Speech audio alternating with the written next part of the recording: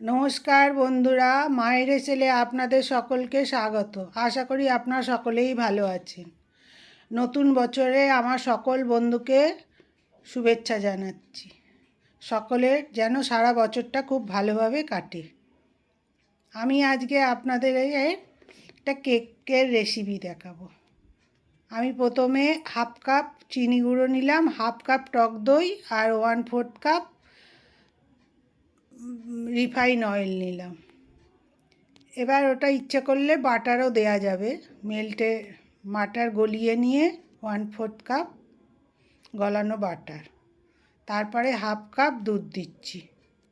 এটা এগলেস হবে।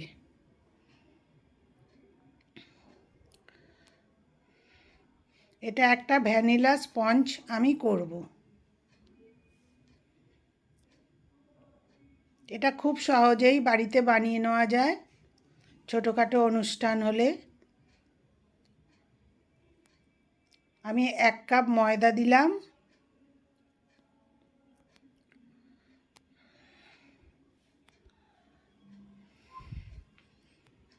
তারপরে 4 চামচ মিল্ক পাউডার দেব।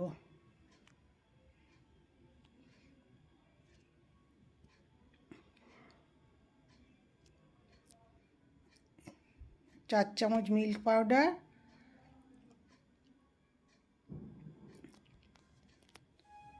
1 কাপ ময়দায় 1 চামচ বেকিং সোডা হিসাব মতো আমি 1 চামচ বেকিং সোডা দিলাম, আর অল্প করে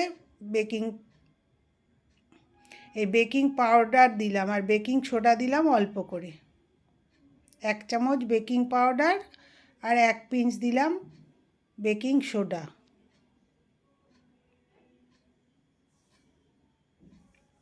আর অল্প নুন লবণটা দিলাম, দিয়ে এটা আমি মিক্সড করলাম। এটাতে আমি ভ্যানিলা এসেন্স দিচ্ছি। আমার এর মধ্যে আপনি ইচ্ছে করলে ছোটো এলাচের গুঁড়োও দিতে পারেন, কেন এটা আমি মালাই কেক বানাবো। মালাই কেকে ছোটো এলাচটা খুব ভালো যায়। আমার ছিল না তখন ছোটো এলাচ বলে আমি ভ্যানিলা এসেন্সই দিলাম।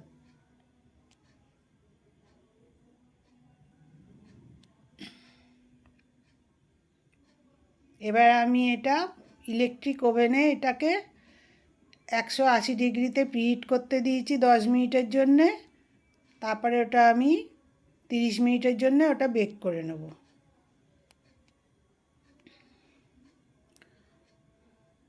আমি একটা কেক টিন নিয়েছি। এটা একটু পাতলা করে হবে বলে আমি একটু বড়, এটা 1 পাউন্ডের ওজনের জিনিস নিলাম, কিন্তু এটা আমি 2 পাউন্ডের মোল্ডে বসাচ্ছি। আমি ওটা তেল মাখিয়ে নিয়ে একটা বাটার পেপার লাগিয়ে নিয়েছি। এবার আমি যে ব্যাটারটা তৈরি করলাম এটাতে ঢেলে দেব।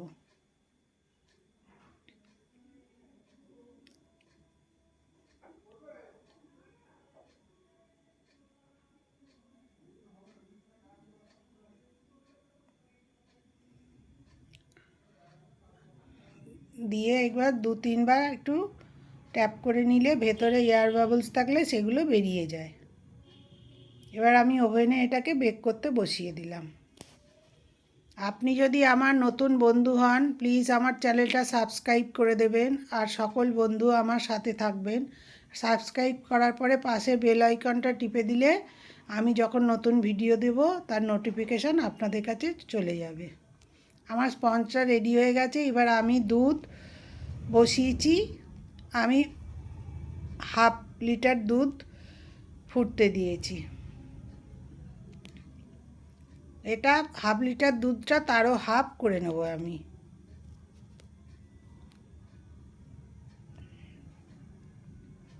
মানে 500 দুধ বসিয়েছি, ওটা 250 হবে। এই স্পঞ্জটা ঠান্ডা হয়ে গেছে। আমি এটা বাড়ির জন্যই করছি, তো ওই জন্য একটা প্লেটের মধ্যে করছি। আপনি ইচ্ছে করলে এই মোল্ডের ভেতরেও করতে পারেন। কেকটা বার করে নিয়ে পিছন থেকে বাটার পেপারটা খুলে দেবেন, দিয়ে মোল্ডের ভেতরে দিয়ে তারপরেই আপনি যে মালাইটা করে রাখা হয়েছে সেটা দিতে পারেন। আমি ডিশের মধ্যেই দিচ্ছি, দেখতে ভালো লাগবে বলে।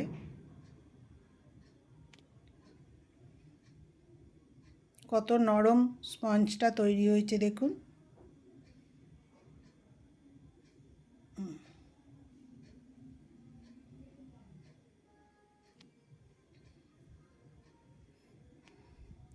আমি দুধের মধ্যে নলেন পাটালি গুড় দিয়েছি, সেটা আমার ভিডিওটা কেটে গেছে বলে আপনাদের দেখানো হয়নি। মিষ্টি হিসাবে চিনি দিইনি, এখন শীতকাল গুড়ের সময়, তাই আমি মালাইটাতে গুড় দিয়েছি, নলেন পাটালি গুড় দিয়েছি। আপনি যেরকম মিষ্টি খাবেন সেই অনুযায়ী গুড়টা দেবেন, গুড়ি দেন চিনি দেন যা দেন দেবেন। এরকম করে একদিন খেয়ে দেখবেন, এরকম কেক খুব ভালো লাগে। এটা বাড়িতে খুব সহজেই বানানো যায়। আমি ওপরটা একটুখানি হালকা করে কেটে দিয়েছি। এবার আমি দুধটা দিয়ে এটা ভিজিয়ে দেবো। এটা ভিজিয়ে ওপরটা একটুখানি বাদাম কুচি দিয়ে সাজিয়ে এটা ফ্রিজের মধ্যে 4-5 ঘন্টার মতো রেখে দিলেই দুধটাও ওর মধ্যে টেনে যায় এবং খুব সফট হয়ে যায়। খেতেও খুব একটু ঠান্ডা ঠান্ডা, খেতেও খুব ভালো লাগে। আমার অনুরোধ রইল, একদিন বাড়িতে করে খাবেন। কেন টপ করে এইগুলো তো কিনতে পাওয়া যায় না।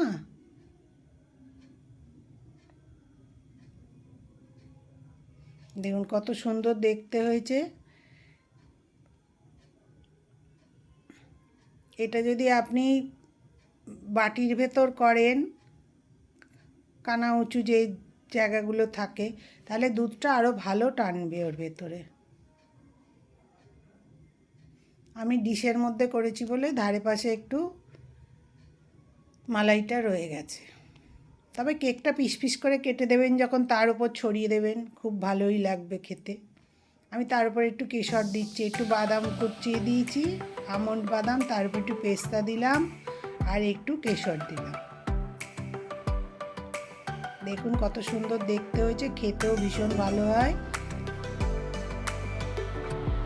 আমার অনুরোধ রইল, একবার আপনারা করে খাবেন, আর কেমন হলো আমাকে কমেন্ট করে জানাবেন। আমার ভিডিও যদি আপনাদের ভালো লাগে একটু লাইক কমেন্ট শেয়ার করবেন। নতুন বছর যেন সবার খুব ভালো কাটে। আমার ভিডিও দেখার জন্য আপনাদের সকলকে ধন্যবাদ। সবাই ভালো থাকবেন।